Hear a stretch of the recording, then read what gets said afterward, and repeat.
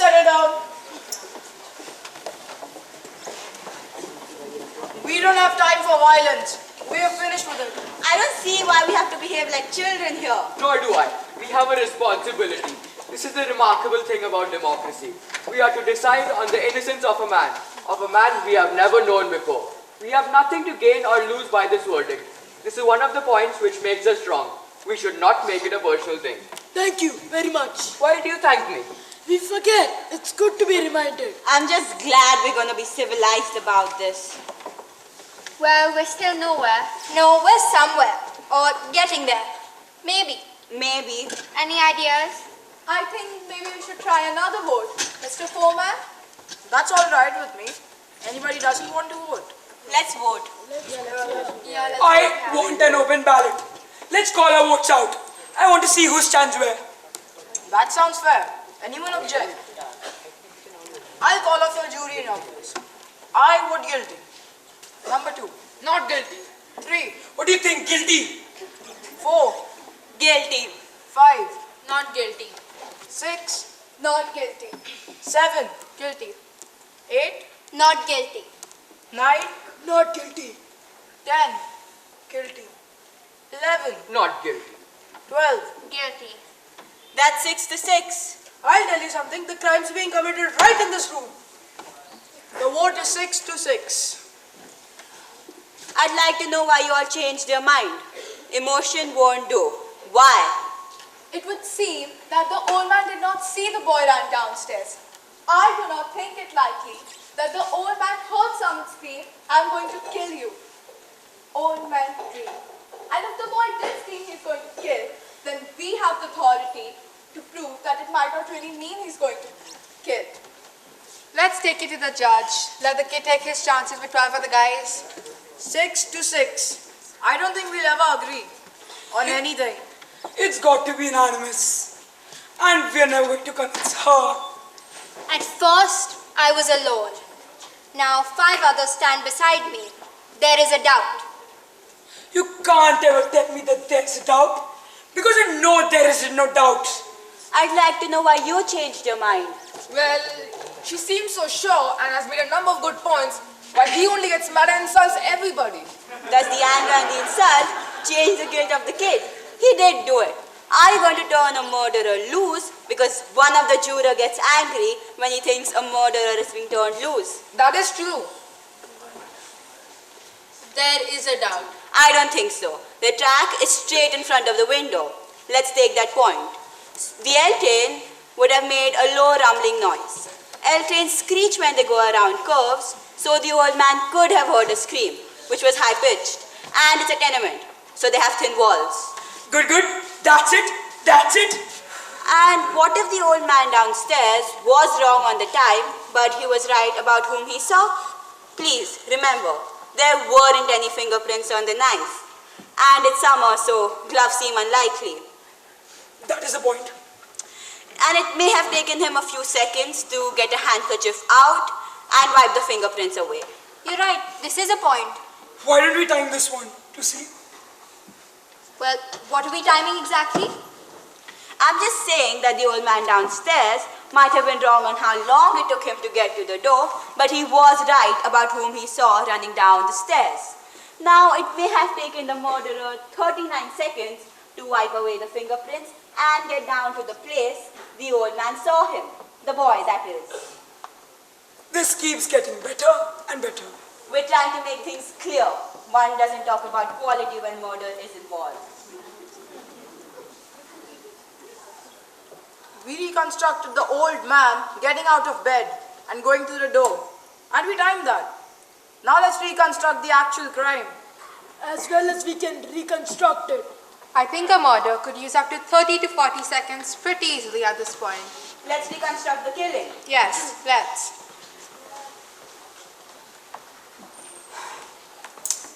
You do stabbing.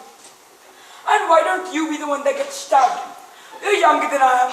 And don't forget to take a second to fall. And he was found on his side, his right side. So fall and roll onto your right. Now, if someone hits a person enough to kill them, don't you think it's reasonable to assume that the murderer would look at his victim for a second or two? That seems reasonable. Hey now, wait a minute. He falls and ends up on his right side. The father, that is. But stabbing someone isn't like shooting them. Even when it's right in the heart. The father would have walked around for a few seconds, lying there on the floor, writhing maybe. That's quite possible. There would have been enough oxygen in his system to carry him for 2 or 3 seconds, I should think. Wouldn't the father have cried out? The boy might have held his mouth. That also seems possible. Also, there's another point we might bring out. Anyone who's clear enough mentally to wipe away fingerprints after murdering someone, well, that person is also clear enough mentally to look around the apartment, or the room in this case, at least once, to see if there were any other clues. Now, I want you to listen to this Juno. She's got the goods. Let's reconstruct the killing. You time the last one. Why don't you time this one too? All right. Okay. Stab the foot when you want me to start. I want the hand to be at 60. I'm going to kill you. Oh shit.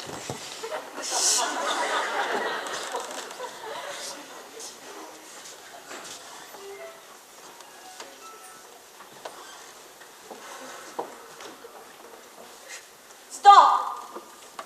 About 29 and a half seconds, I'd say. And whoever did murder the father, and I think it's the kid, he still had to run down the hall and down the stairs. At least one flight of stairs. You see? You see? The old man downstairs might have been wrong on the time, but in view of this, I think it's reasonable to assume that he did see the kid run downstairs. So now both time sequences checked, the one you did and the one we did. What with running downstairs and all, it does pretty much check out on the timings. Sure, he's an old man who wants attention. He's probably right. The old man feels like everyone does. A life is at stake. So the story of the old man may well be true. Well, except for the fact that the old man absolutely swore on oath that it was 15 seconds. We seem to all agree that it was 29 to 40 seconds later. You are now admitting that the old man lied in one case and said the truth in the other. I admit this does tend to confirm the story of the old man, but in part he is now a proven liar. And this is by your own admission. I think that may be true. The old man lies in part, but I think he'll change my vote once more. Guilty. Good. Well, what do you think? I'm not just sure. At first, I thought guilty. Then I changed. Now I'm sort of swinging back to guilty. What about you? No, I'm in doubt now. Real doubt. I say guilty. I was right the first time. Now we're beginning to make some sense in here. It seems to be about 9 guilty to 3 not guilty. Well, I have one more question about the old man downstairs. How many of you have lived in tenements? I do not live in a tenement, but I live close to one. There is just enough light in the hallway to see the stairs. No more. The light bulbs are so small. This murder took place in a tenement. Remember how we stumbled on the steps? The police officers were carrying big bulbs, and one of them even had a flashlight. Remember? An old man who misjudged the time by 20 seconds. On this we can all agree. Was able to look down at the dark hallway of a tenement and recognize a running figure. He was 100% wrong about the time. It took twice as long as he thought. Then couldn't he be 100% wrong about whom he saw? Well, that's the most idiotic thing I've heard. You must be making up a thin air. We're getting nowhere, let's be honest about it. Do you truly feel there is no room for reasonable doubt? Yes, I do. Well, then I don't think you know the meaning of reasonable doubt. What do you mean I don't understand it? Who do you think you are talking to me like that? How do you like this guy? He comes here running for his life, and even before he can take a big breath, he's telling us how to run the show? The arrogance of him. No one here is asking where anyone came from, I was born right here. or where your father came from. Maybe it wouldn't hurt us to take a few tips from people who come running here. Maybe they learn something we don't know. We're not so perfect. Please, I'm used to this. It's all right. It's not all right. I'm sorry. Is that what you want? That is what I want. All right, let's stop the arguing. Who's got something constructive to say? Well, something's been bothering me a little. This whole business about the stab wound and how it was made. The downward angle of it. You all know. Don't tell me you're going to start that again. They went over and over it in court. I know they did, but I don't go along with it. The boy, he is 5 feet 8 inches tall. His father is 6 feet 2 inches. That's a difference of 6 inches. It's a very awkward thing to stab down into the chest of someone who's half a foot taller than you are. You're not going to be satisfied until you see it. So I'm going to give you a demonstration. Okay, somebody get up.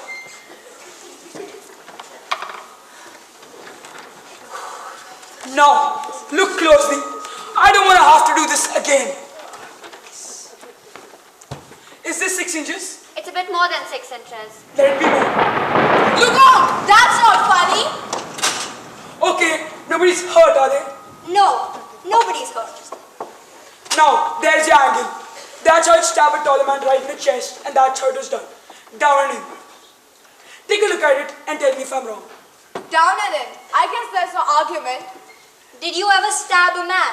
Of course not. Did you? Now, let's not be silly. Did you? No! Then where do you get all your information about how it's done? What do you mean? It's common sense. Have you ever seen a man stabbed? No. All right. Well, we all know the boy was an experienced knife fighter. He was even sent to reform school for knifing someone. Isn't that so? That's right. Now, look at this. Doesn't this seem like an awkward way to handle a knife? What are you asking me for? Have you ever seen a knife fight? Yes, I have. In the movies. In my backyard. Switch knives came with the neighborhood where I live. Funny that I didn't think of it before.